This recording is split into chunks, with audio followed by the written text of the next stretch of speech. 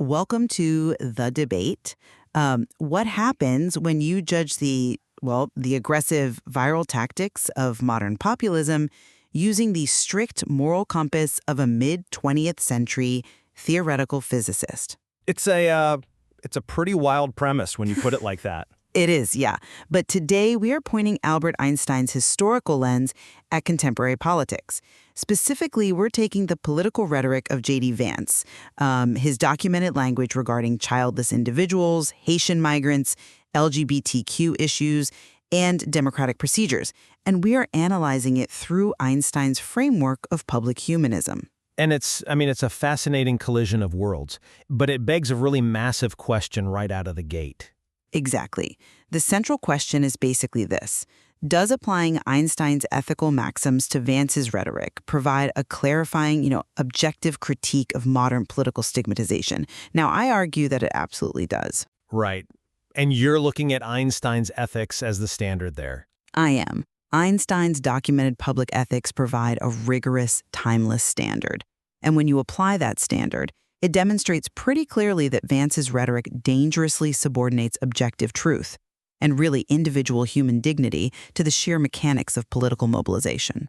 Well, and I'll be taking the position that using the philosophical reflections of a mid-century scientist as a grading rubric for a modern populist it's a categorical misapplication. How so? I think it fundamentally misunderstands how aggressive political rhetoric actually functions in the real world, which is often to force institutional attention onto ignored systemic realities. Okay, to start us off, I want to think about how we observe complex systems. When you look at a distant star system through a telescope, the specific lenses you choose entirely determine what you're able to see, right? Yeah, absolutely. The focal length matters. Exactly. Use the wrong focal length, and a binary star system is just a blurry smudge. But swap in the right lens, and suddenly the underlying mechanics, the gravity, the tension, they snap into focus. I think Einstein's humanism is that lens for our political discourse today. I like the telescope metaphor, but let me push back immediately. If you take that exact same precision telescope and point it at a chaotic street brawl right outside your window, you're not going to understand the mechanics of the fight. Because it's too close? Right. You're just going to be staring at a highly magnified, distorted patch of fabric on someone's shirt. That's what I think is happening here when you apply physics-level precision to messy politics. All right, well, let's test that. Let's lay the groundwork for why I think this humanist lens is so necessary. Democratic responsibility, at its core, requires that political language remains anchored in verifiable truth and respect for the individual. Sure. If we look at Einstein's 1931 essay, The World as I See It, he explicitly outlines a public ethic built on the ideals of kindness, beauty, and truth. And his central political maxim was incredibly straightforward. He said, "Let every man be respected as an individual." Right, which is a beautiful philosophical ideal. But more than an ideal, it's a diagnostic test. And the problem we face today is that Vance's language structurally fails it. Look at his 2021 Fox News appearance. The childless cat lady's comment. Yes, exactly. He reduced his political opponents to childless cat ladies who are miserable and lack a direct stake in the future of the country.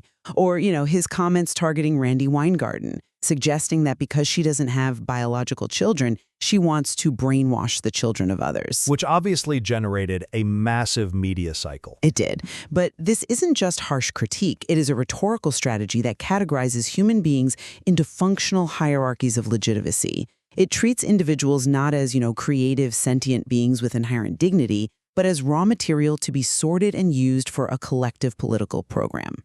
Okay, I hear that, but let's look at the environment that Vance is actually operating in.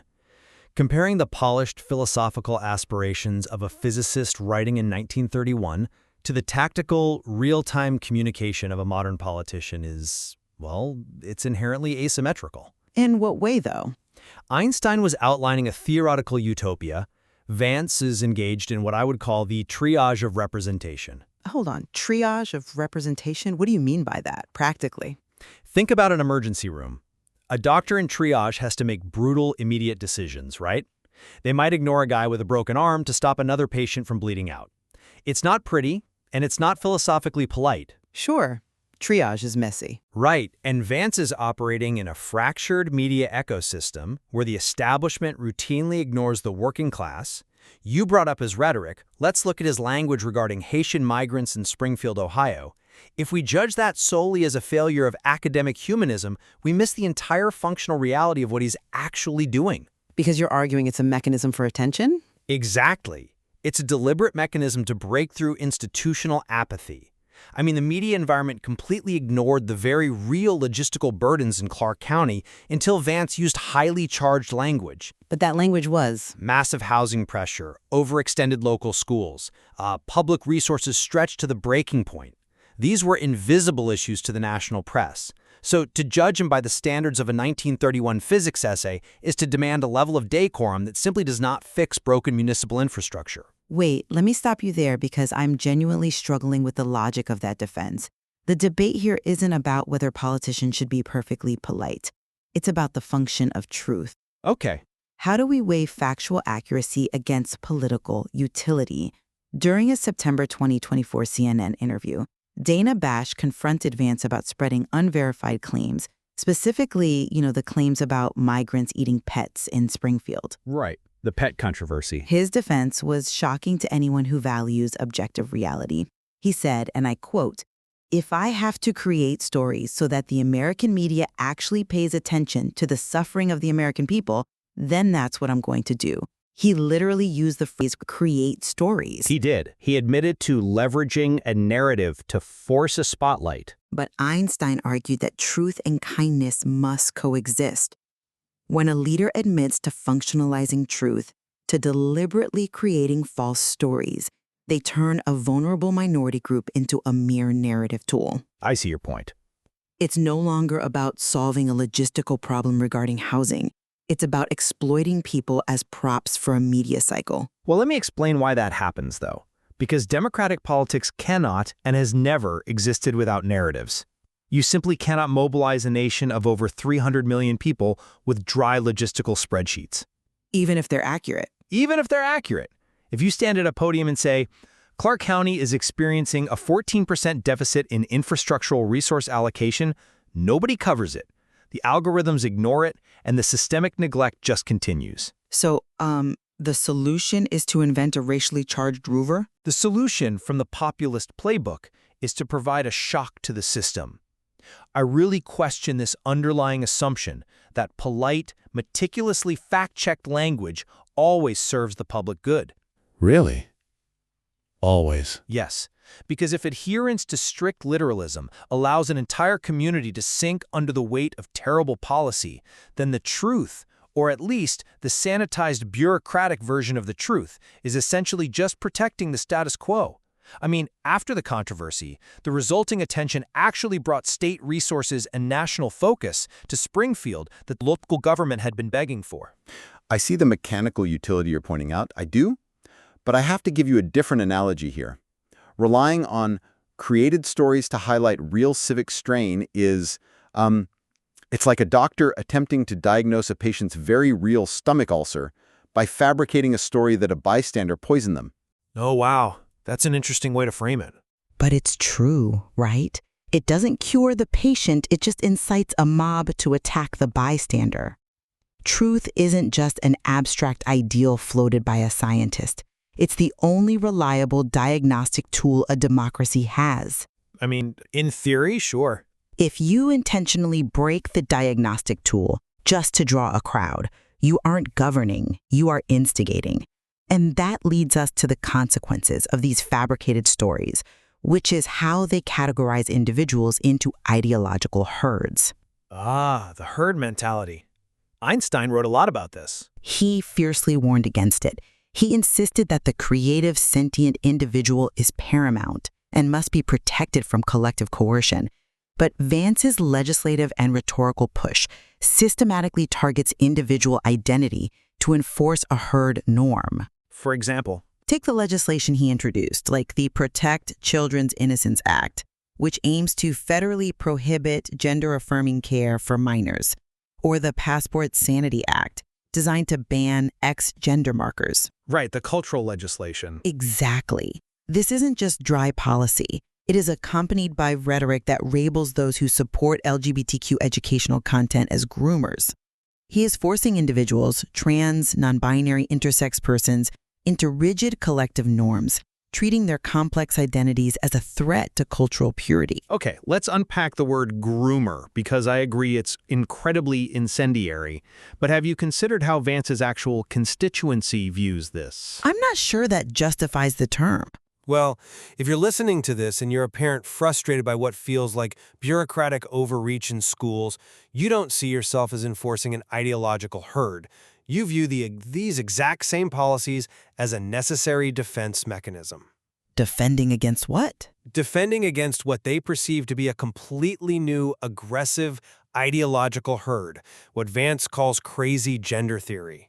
When you have a clash over educational content for 7-year-olds or, irreversible medical procedures on minors, applying Einstein's framework of individual freedom is simply too abstract to be useful.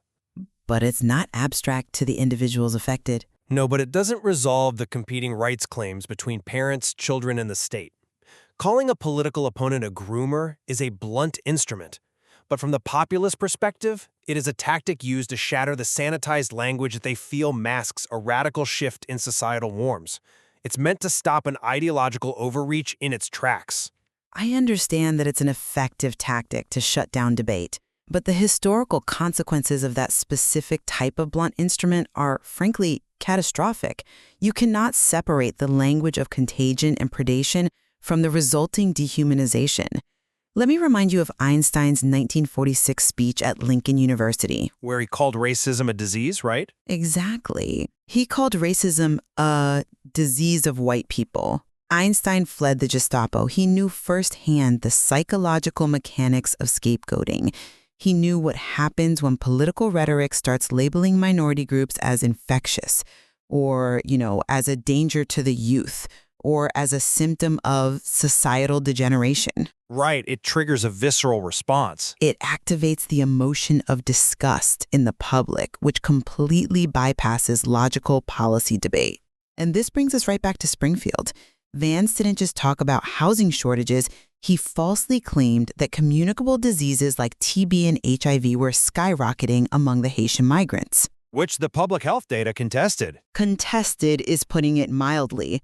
Clark County public health data showed exactly the opposite.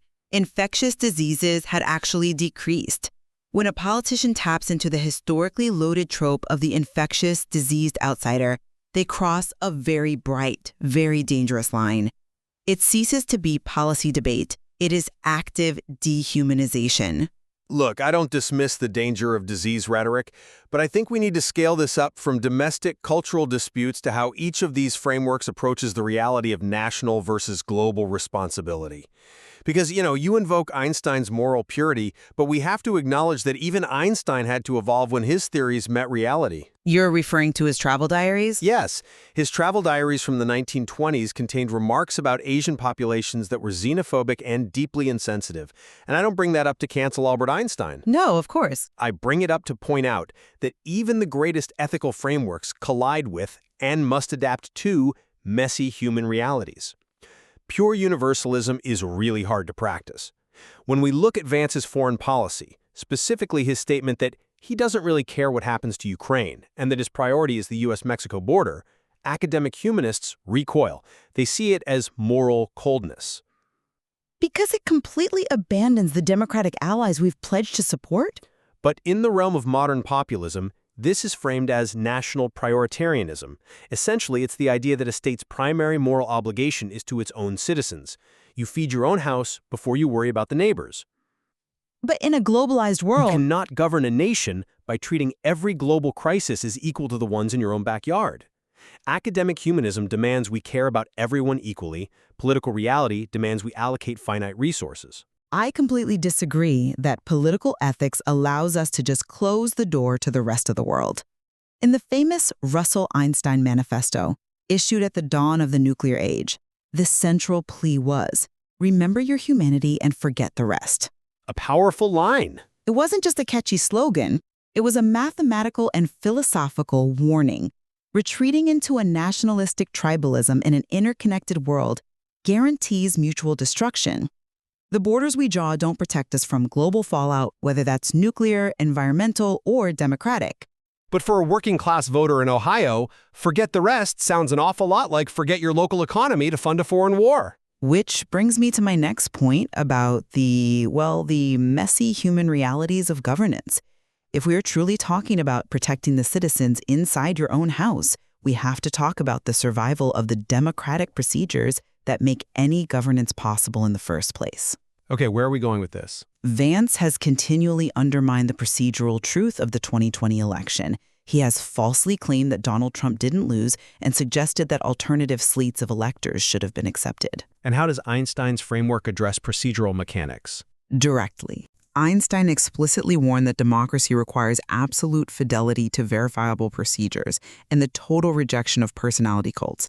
He noted that discarding procedural truth for factional loyalty undermines the very system that protects individuals from authoritarianism. You cannot claim to be doing political triage for the working class while simultaneously dismantling the very democratic verification mechanisms that give them a voice. Let me jump in here because this is the crux of the populist argument against institutions. Procedural fidelity is often a luxury of those whom the system is already working for. A luxury? How is counting votes a luxury? Not the counting of votes, but the reverence for the bureaucratic norms surrounding them. When Vance questions procedural outcomes, or when he adopts a posture of disruption regarding the 2020 election, he is signaling to his base that he recognizes the system itself is structurally unresponsive to them. You are applying a mid-century academic idealism to a 21st century populism movement. But doesn't that just give a blank check to tear everything down? Populism is built for friction. It is built to grind the gears of the establishment to a halt until grievances are addressed. Mid-century academic idealism prizes procedural decorum and universalism. It struggles to accommodate a political strategy that fundamentally believes the procedures themselves have been weaponized by the elite. So the truth doesn't matter as long as it disrupts? Vance's language is not meant to pass a peer-reviewed ethics board. It is meant to function as a shock to the system. Judging a political battering ram by how poorly it functions as a microscope misses the point of the tool entirely. But if the battering ram destroys the house you're trying to save, the tool is a failure. Albert Einstein died in 1955.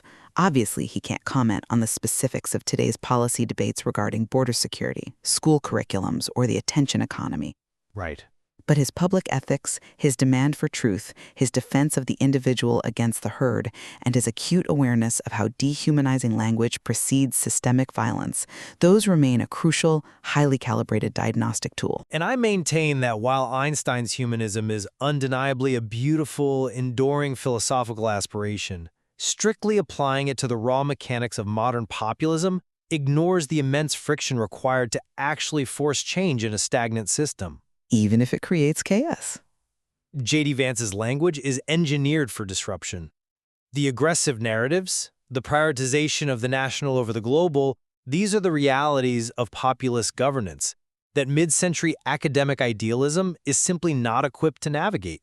Well, when our political language routinely mocks the childless as having no stake in society, when it stigmatizes legal migrants as diseased, and when it treats the fundamental procedures of democracy as optional inconveniences, I believe it fails the most basic test of protecting human dignity. Truth is not an obstacle to governance. It is the prerequisite for it. And yet if polite truth doesn't feed a starving town, people will vote for the disruptive story every time. As we wrap up today, I keep coming back to the fact that this tension between philosophical, ethical ideals and raw political utility, it remains completely unresolved.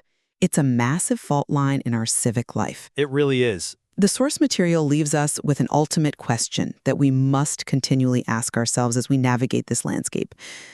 Does the political language we accept and amplify remind us of our shared humanity? Or does it invite us to actively forget it? It's a heavy question.